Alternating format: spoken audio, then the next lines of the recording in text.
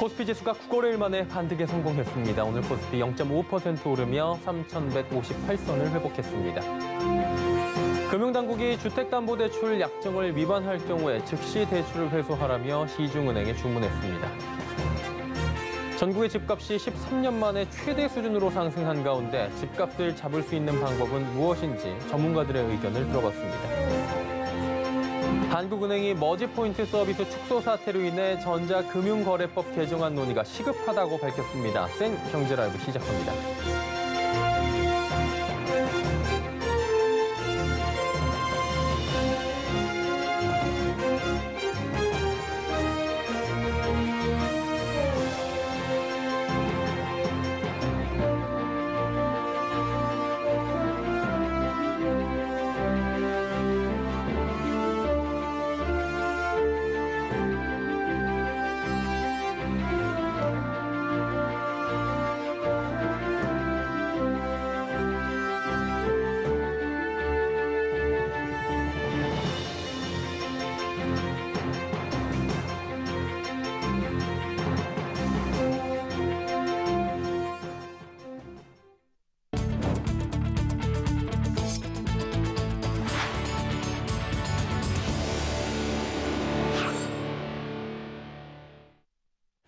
시청자 여러분 안녕하십니까? 센 경제라이브 서정덕입니다.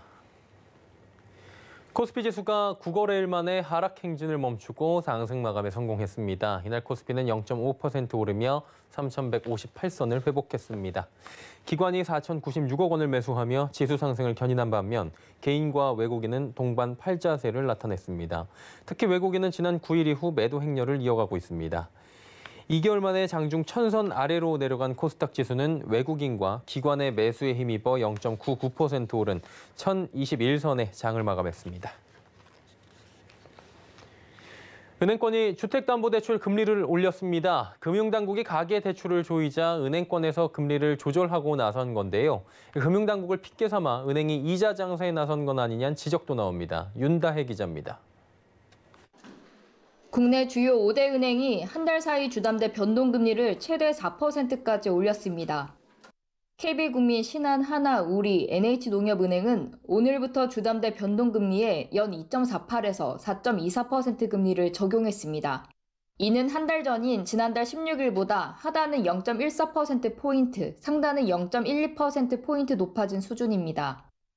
은행들은 지난달부터 가상금리는 올리고 우대금리는 줄이는 방법으로 적용금리를 높였습니다. 은행들이 이같이 금리 조정에 나선 이유는 금융당국의 가계대출 억제 방침 때문입니다.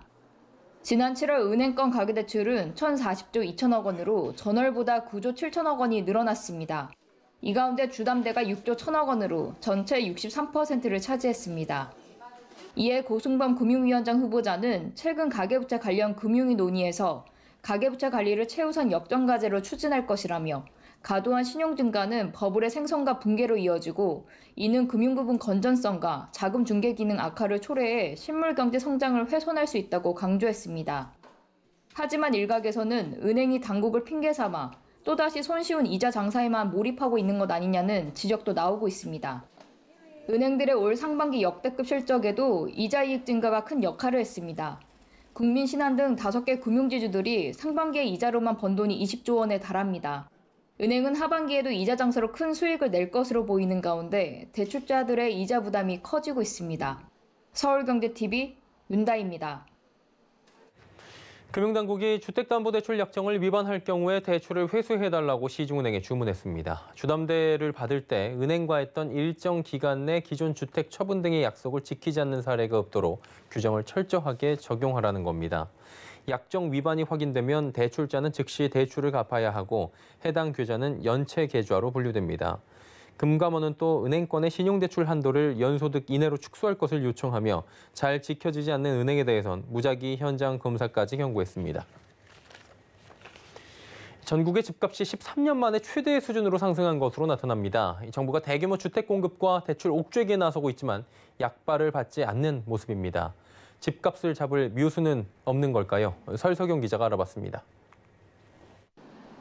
집값이 천정부지로 치솟으면서 주택시장을 안정시킬 방법에 관심이 쏠리고 있습니다. 일각에선 금리 인상으로 매수세를 눌러야 한다는 목소리가 높지만 전문가들은 실효성이 적을 거란 분석을 내놓고 있습니다. 사실 한국은행이 부동산 시장을 잡기 위해서 존재하는 기관이 아니잖아요. 경제 정상화 개념과 맞물려 있기 때문인데 경제가 정상화된다는데 부동산 시장이 크게 떨어질까요? 그 부분은 한계가 있다고 보고요. 시장에선 집값에 대한 가격 부담감이 큰 만큼 거래세 완화, 주택 공급량 확대 등이 동시에 이뤄진다면 집값을 잡을 수 있을 거란 분석도 나옵니다. 무서운 기세로 상승한 집값은 13년 만에 최고 수준을 보이고 있습니다.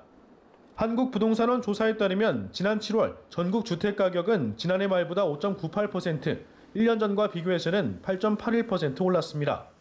이는 지난해 같은 기간에 각각 2.61%와 3.29% 올랐던 데 비해 2배 이상 뛴 것으로 2008년 이후 13년 만에 최대 상승폭입니다. 수도권의 전체 주택가격은 이 기간 각각 7.63%와 10.24% 올랐고 수도권 아파트 가격은 같은 기간 11.12%와 14.73% 각각 상승했습니다. 지난달 수도권 신규 택지 사전 청약 릴레이가 본격 시작했지만 집값은 오히려 더 뛰고 있는 겁니다. 업계에선 주택 물량이 줄어들고 있는 반면 수요자만 늘어나 상승세가 계속되고 있다고 분석하고 있습니다. 또 전월세 시장 역시 요동치면서 이사 자체가 줄어들어 회전율이 확연히 떨어진 것도 집값 상승 요소로 꼽힙니다. 서울경제TV 설석영입니다. 부동산 정보업체 다방이 올해 지어진 서울 신축 빌라의 상반기 전세 거래 2,752건을 전수조사해보니 전체의 26.9%가 전세가율 90%를 웃돈 것으로 나타납니다. 전세값이 매매가와 같거나 더 높은 경우도 19.8%에 달했습니다. 특히 강서구는 전세 거래 351건 중 82%가량이 전세가율 90%를 웃돈 것으로 나타났고 도봉구도 40건 중 절반이 넘는 55%가 전세가율 90%를 넘어섰습니다. 신축 빌라 깡통주택 비율이 높은 것은 사업자가 준공 이후 집주인보다 세입자를 먼저 구하는 경우가 많기 때문으로 분석됩니다. 세입자를 먼저 구하고 이후 갭 투자자를 찾는 시기입니다. 이 같은 주택은 임대차 계약이 끝난 뒤 집주인이 세입자를 구하지 못하거나 대출로도 전세금을 되돌려주지 못할 때 문제가 생길 수 있다는 지적이 나옵니다. 한국은행이 머지포인트 서비스 축소 사태에 대해 소비자 보호를 위해 전자금융거래법 개정안을 조속하게 논의해야 한다고 밝혔습니다. 한국은행은 오늘 입장문을 내고 지급결제 관련 사항을 제외한 전금법 개정안을 논의해 소비자 보호 체계를 시급하게 확립해야 한다며 소비자 보호 관련 일부 조항을 더 강화해야 한다고 지적했습니다. 개정안에서 결제액 100% 외부 예치를 의무화한 영국과 독일, 중국 등 주요국 사례를 고려해 보호 장치를 강화하는 방안을 검토해야 한다고 한국은행은 강조했습니다.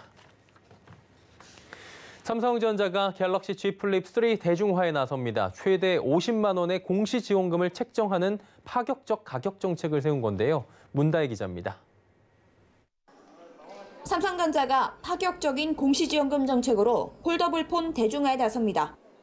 삼성전자는 이동통신 3사와 신제품 갤럭시 Z 플립 3의 공시지원금을 최저 25만 원, 26만 원대에서 최대 50만 원으로 책정했습니다. 여기에 공시지원금의 15%인 7만 5천 원의 추가 지원금도 받을 수 있어 출고가 125만 4천 원의 갤럭시 Z 플립 3의 가격은 67만 9천 원까지 낮아집니다.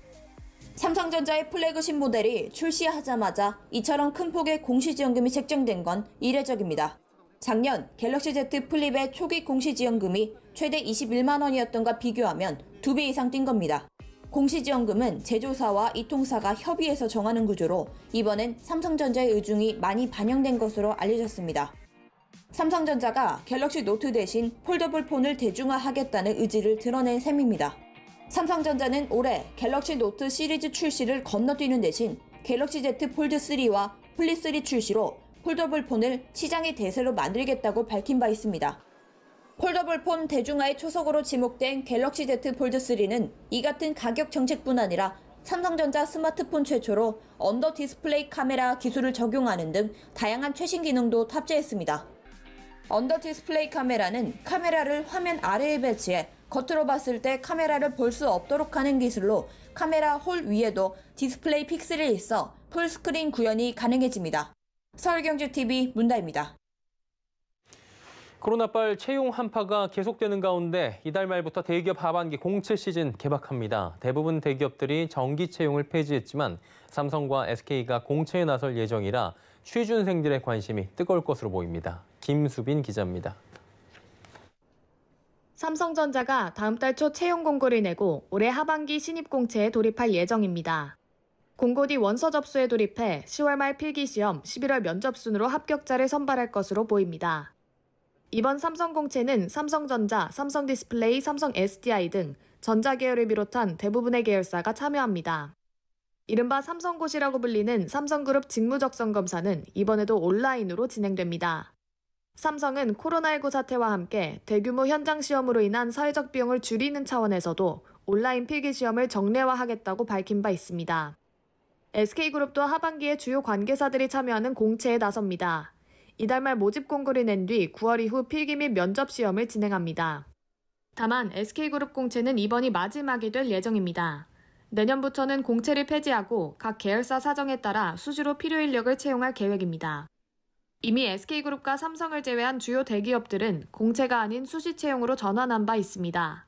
LG그룹은 지난해부터 연중 상시 채용으로 전환했고 현대차그룹도 지난 2019년부터 공채를 폐지하고 수시로 필요 인력을 모집해 채용하고 있습니다.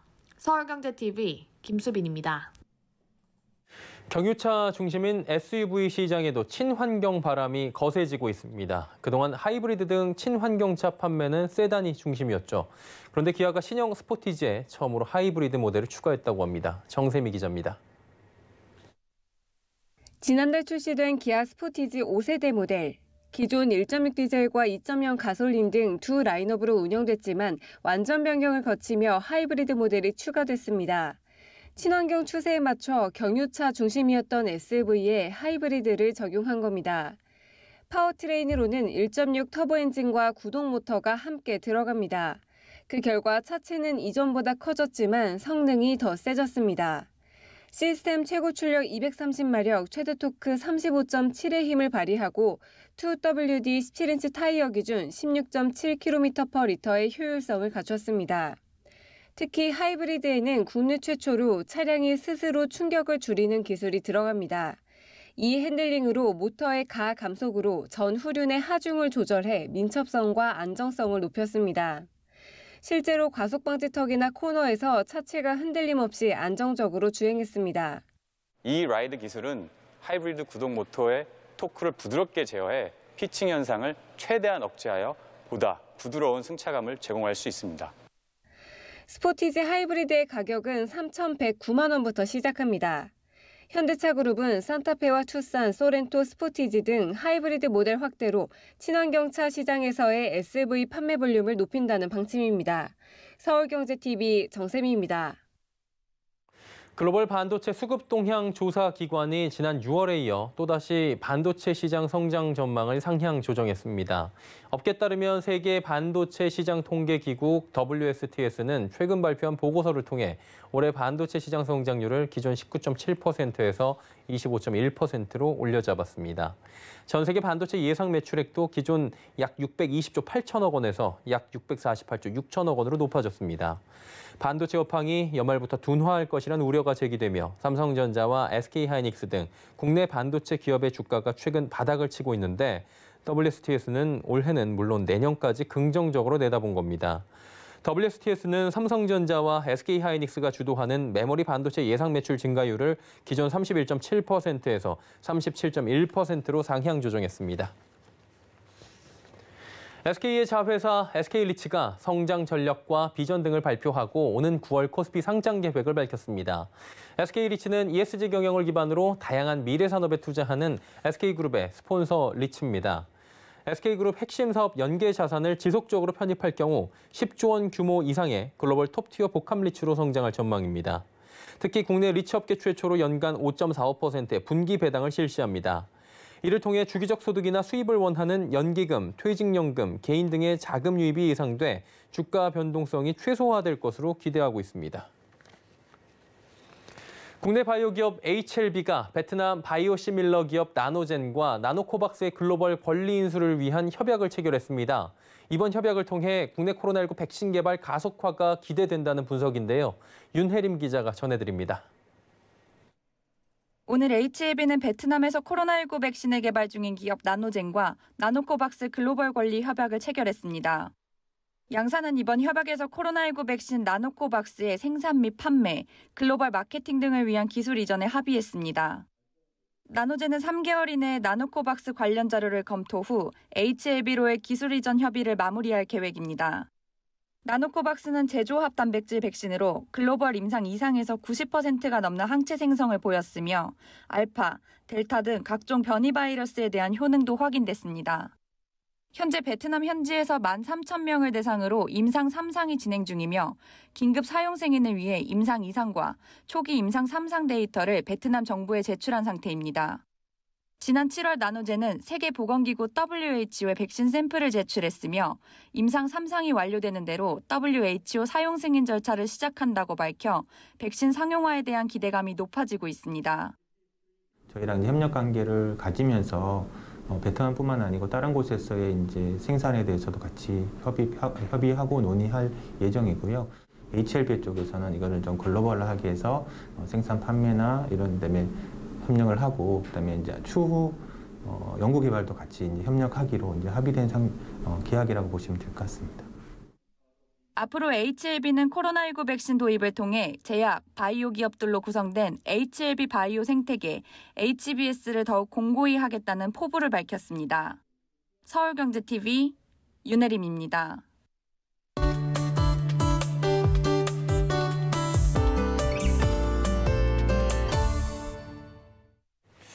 유엔 식량 농업기구 지난달 초 발표한 식량 물가 분석에서 올해 5월 전 세계 식량 가격이 1년 전 대비 40%나 올라서 10년 만에 최고치를 기록했다고 밝힌 바 있습니다.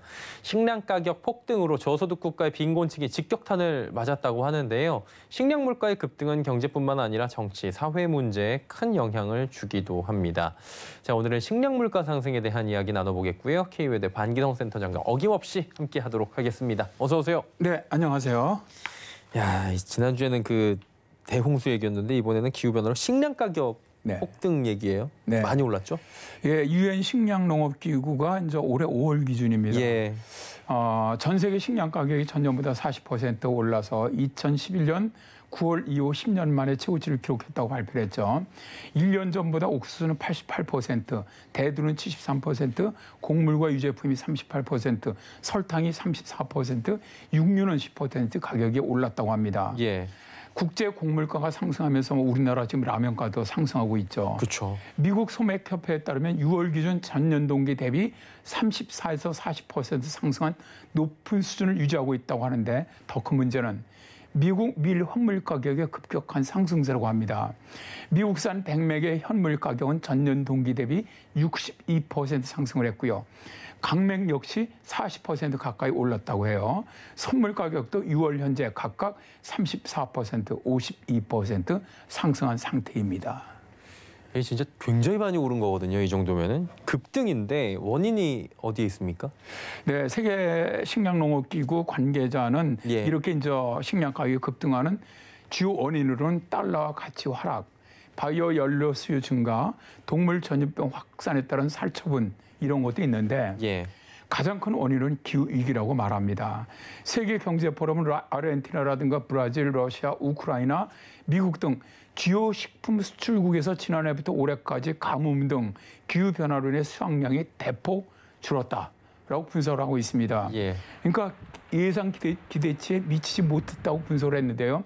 예를 들어서 미국 소맥협회에 따르면 미국의 주요 밀 산지인 태평양 연안 북서부 지역, 북부 평원 그리고 캐나다 남부 지역의 올여름 기록적인 폭염, 가뭄으로 인해서 백맥 그리고 강맥의 착황 피해가 아주 심각한 수준이라고 합니다. 이로 인해서 밀가루 가격이 폭등하고 있다는 것이고요. 또 올해 2월에 미국을 강타한 혹한 폭설로 미국 텍사스주에서는 농부와 목장주들이 최소 6,778억 원의 손실을 보았던 것도 결국 식량 가격 급등에 영향을 줬다고 합니다. 예. 그런데 식량 가격 폭등은 코로나19의 타격을 심각하게 받은 나라에서 더 컸다고 하죠. 유엔 세계 식량계획의 아리프세이는 코로나19의 타격을 받은 여러 국가 중에서 식량 가격 상승률이 20%를 넘었다면서 각국의 봉쇄에 들어가면서 식품 운송비가 늘어나고 있고 일부 국가는 경기 부양책을 펴면서 물가가 오르는 영향도 있다라고 밝혔습니다. 결국엔 이렇게 물가가 오르게 되면은 가난한 이른바 저개발 국가들이 큰 피해를 더 입을 수밖에 없겠죠. 네, 그렇습니다. 유엔 식량농업기구는 7월 30일에 예. 발표한 보고서를 통해서 극심한 식량 이런 불안들이 규모와 심각성에서 계속 증가하고 있기 때문에 예. 앞으로 4개월 동안에 23개 기아 지역에서 분쟁이나 코로나19의 경제적 파급, 기후위기로 인해 극심한 식량 불안이 더해질 것으로 예상된다고 밝혔는데요. 이들은 가장 심각한 23개 나라를 꼽았는데 아프가니스탄, 아프리카 국가들이 제일 많고요. 예. 중남미 국가, 또 미얀마, 시리아 등이 포함되어 있습니다. 유엔 식량농업기구와 세계 식량계획 등은 이미 4,100만 명의 즉각적인 식량과 생계 지원을 받지 않는다면 기근에 빠질 위험이 있다라고 경고를 했는데요. 또 식량 위기 보고서에 따르면 2020년 55개국에서 아주 심각한 식량 불안에 직면한 사람이 1억 5,500만 명으로 2019년보다 무려 2천만 명 이상이 증가를 했고요. 올해 이 추세는 더욱더 악화될 것이다라고 추정하고 있다고 합니다. 예. 23개의 나라 심각하다고 말씀해 주셨는데 이게 경제적으로도 힘든데 내전 정치적 문제로 식량 공급이 더 어려운 나라들 아니겠습니까? 네, 그렇습니다. 일단 뭐 이런 나라에 구호 식량이 가야 되는데 그렇죠. 이런 구호 식량들이 필요한 국가에 전달되지 못하는 장애물에 직면해 있는 나라가 많죠. 예. 대개는 내전인데 아프가니스탄이나 에티오피아, 중아프리카 공화국, 콩고 민주공화국, 말리, 모잠비크, 미얀마, 니제르, 나이지리아, 남수탄, 소말리아, 수단, 시리아, 예멘 이런 나라들이 바로 내전까지 겹쳐 있는 나라들이고요. 예. 너무 가난한 나라의 저소득국가 빈곤층은 식량 가격 상승으로 아주 큰 타격을 받고 있습니다. 아프리카 뉴스가 발표한 7월 4일에 발표한 걸 보면 나이지리아 어린이 1,700만 명이 영양실조 상태이고 나이지리안 700만 명이 식품 가격 상승으로 빈곤에 처해 있다고 분석을 했고요. 유엔에서 기후변화로 인한 기후난민을 처음으로 인정한 나라가 바로 마다가스카르입니다. 마다가스카르 남부에서는 40년 만에 최악의 가뭄과 함께 모래 폭풍, 메뚜기 재앙으로 인해서 연말까지 수백만 명이 기아 상태에 빠질 것이라는 것이죠. 기후 위기로 인한 식량 가격 폭등은 저개발 국가의 사람들에게는 정말 최악의 재앙으로 다가가고 있는 것이죠. 예. 식량 위기를 불러온 기후 변화에 대한 이야기 오늘 나눠봤고요. K웨더의 반기성 센터장과 함께했습니다. 고맙습니다. 네, 감사합니다.